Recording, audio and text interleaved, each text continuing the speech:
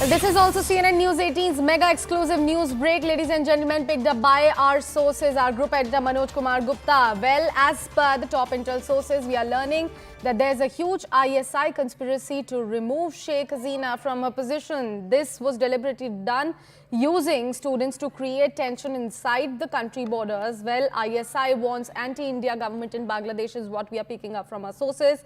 ISI, in fact, and ISI sleeper cells are working full-time in Dhaka to dislodge Sheikh Hasina. ISI, in fact, made some secret investments in Dhaka to control the business in that nation as well. Siddhant is back with us on the broadcast over this news break. Siddhant, please walk us through the additional details that you have got from your sources over this particular news break. How exactly the situation between India and Bangladesh is going to change further from here?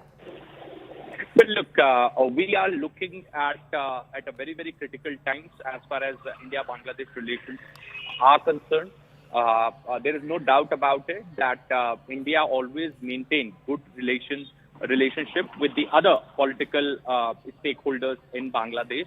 But Sheikh Hasina was perhaps the most favorite politician amongst all in Bangladesh. And since she has been her government has been brought down and she has sought an asylum and she's in India. Now it would be challenging for India to establish the same smooth equation understanding with the new regime in government in Bangladesh. This government, the present government, is a military-run government, interim government.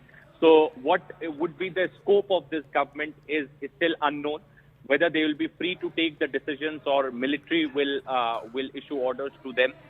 They will look up to military for the orders. So still there is a confusion on that front. The players like BNP and Jamaat-e-Islami would have a larger say in the policy making of Bangladesh. So the government of India has to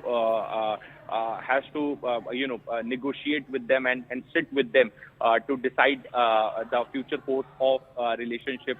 And see, till the time fresh elections are announced and a majority government is formed in the Bangladesh, till then the situation in Bangladesh would remain fluid, would remain unpredictable. In fact, going by what the visuals and the footages that we are getting from Bangladesh, the founding fathers' murals and statues have been vandalized. The temples have been attacked. People are on road. There were more than 10 lakh people on road yesterday holding bamboo sticks. And, there's a lot of hatred for Sheikh Hasina, her legacy and her family. It also gives out a sense that the radical forces in Bangladesh have infiltrated into this students' movement. And that would be really challenging for India's security framework if these radical forces become more powerful in days to come. And that is something which would create trouble for government of India also. Because any which ways we saw what happened in Afghanistan with the Taliban takeover. We also saw what happened in Myanmar with the junta taking over the country.